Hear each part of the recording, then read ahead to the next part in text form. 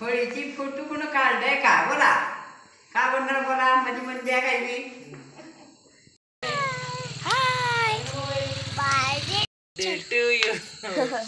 Hello friends, जय शिवराम सर्वांचं आमच्या पवन मलकप्रे चॅनलमध्ये तुमचं पुन्हा एकदा स्वागत आहे.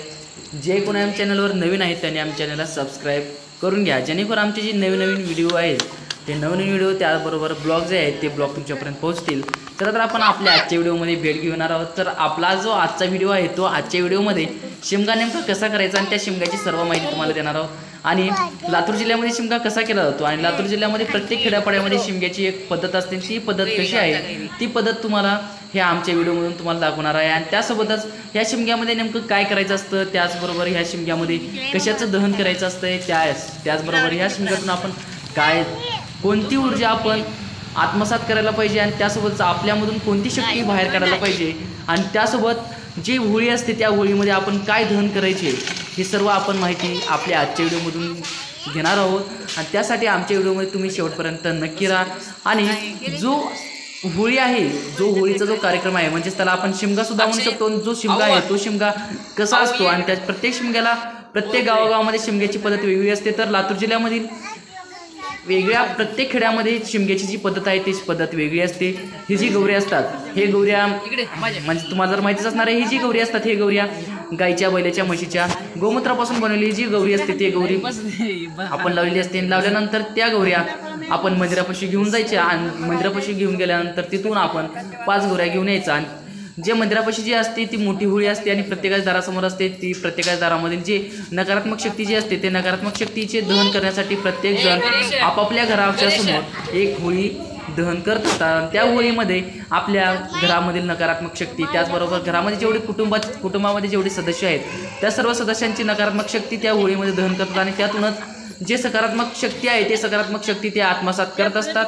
आणि याचबरोबर काही मजा गोष्टी पण चालत असतात. आणि यामध्ये वेगळ्या जे घटना आहेत ते घटना तुम्हाला दाखवणार आहोत, त्यासाठी तुम्ही शेवटपर्यंत नक्की राहा.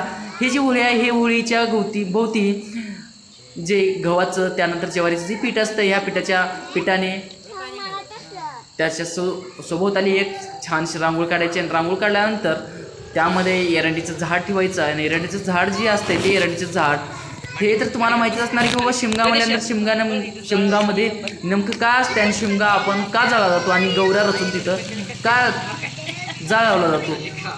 आणि प्रत्येकजण गौऱ्या कशासाठी असतात तर म्हणजे एखाद्या सरांनी वगैरे रचण्यासाठी, म्हणजे एखाद्या व्यक्तीला जाळण्यासाठी ते गौऱ्या असतात. परंतु हे जे गौऱ्या आहेत हे गौऱ्या कशासाठी रचतात तर आज तर आपण यांची सर्व माहिती घेणार आहोत. यामध्ये तुम्ही शेवटपर्यंत नक्की राहा.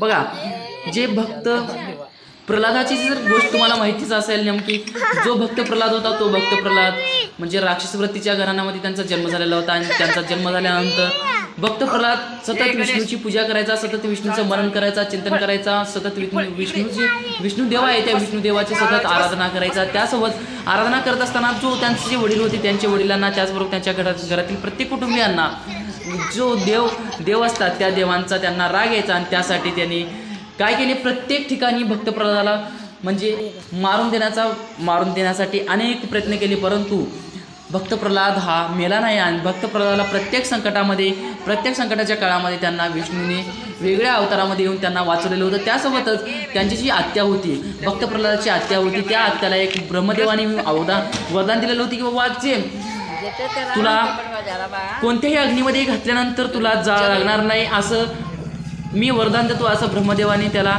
म्हणजे त्यांच्या आत्यांना वरदान दिलेलं होतं. आणि त्या वरदानामध्ये एक चूक अशी होती की बाबा जर तुझ्यासोबत जर कोणती व्यक्ती असेल तर त्यामध्ये तू जळून भस्म होशील असं सुद्धा त्यांनी ब्रह्मदेवाने त्यांना सांगितलेलं होतं. परंतु याकडे त्यांनी दुर्लक्ष केलेलं. ही गोष्ट त्या भक्त प्रल्हादाच्या आत्याला माहिती नव्हती. त्यासाठी तिने भक्त प्रल्हादाच्या वडिलांना सांगितले बाबा मला जो ब्रह्मदेव आहे त्या ब्रह्मदेवाने मला वरदान दिलेले आहे, परंतु ह्या वरदानामध्ये मी जळू शकत नाही. तर मी काय करते, तर ह्या भक्तप्रल्हादाला मी माझ्या मांडीवर घेऊन ह्या जे गौऱ्याचं जे सरण असते त्या गौऱ्याच्या सरणावर मी त्याला घेऊन जाते आणि तुम्ही खालून त्याला जाळ लावा.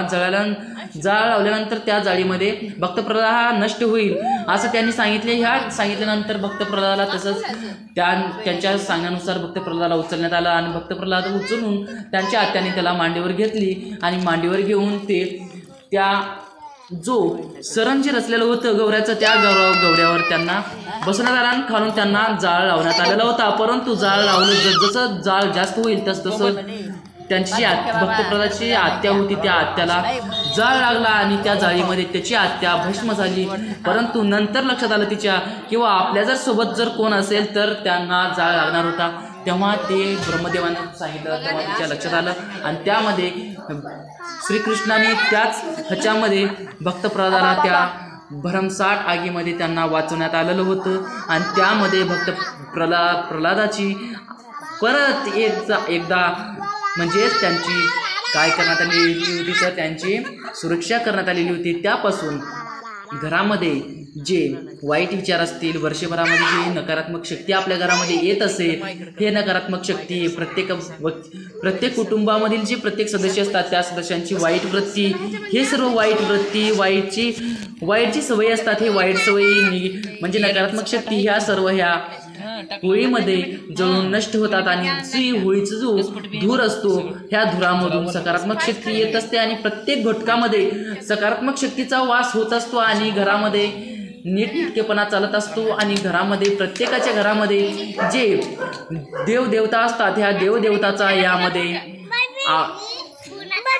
आगमन होत असतं. हे तर तुम्हाला माहितीच आहे की बाबा जो होळी आहे ही होळी अशी पेटवली जाते आणि पेटवत असताना त्याची चांगल्या पद्धतीने पूजा केली जाते आणि त्यामध्ये एरंडीचं झाड घातलेलं जाते आणि एरंडी झाड आहे ते एरंडीचं झाड जे असतं ते एरंडीचं झाड आहे घरामध्ये जी नकारात्मक शक्ती असते नकारात्मक शक्ती त्याचबरोबर वाईट वृत्ती जी असतात प्रत्येकामध्ये त्या वाईट वृत्तीची सवय त्याच्यामध्ये घातली जाते आणि त्याच्यामधून घालून त्यामध्ये काय केले जाते त्याच्यामधून त्या होळीमध्ये ठेवून त्यांना आग लावली जाते आणि घराच्या भोवती म्हणजेच ती होळी पेटवली जाते आणि पेटवल्यानंतर त्यामध्ये होळी पेटवल्यानंतर होळीचं एवढंच काम नाही की बाबा घरामध्ये नकारात्मक शक्ती आणि त्यासोबत आणि जे घरामध्ये जी वाईट घटना घडत असतात त्या घटना घडत सुद्धा देत नाहीत आणि यावरूनच जी होळी आहे ही होळी पेटवल्यानंतर यांची पूजा केली जाते यांची आरती केली जाते आरती केल्यानंतर यांची व्यवस्थितरित्या यांचा जो आपण त्याला म्हणतो जो कोळसा असतो म्हणजेच जी राख असते त्या राखेमध्ये खोबरं म्हणा त्यानंतर हरभरे म्हणा जरा मोबाईल असं घ्या थोडंसं आता सांग बस पहिलीची होळी कशी होती ना आताची होळी कशी आहे अरे जरा जम खा माय मारत्या बघा नाही तर शांत हा सांग बरं बोला काय पहिल्याची होळी कशी होती ना आताची होळी कशी होती पहिले लोक कसं बोंबलायचं सांग पहिलेच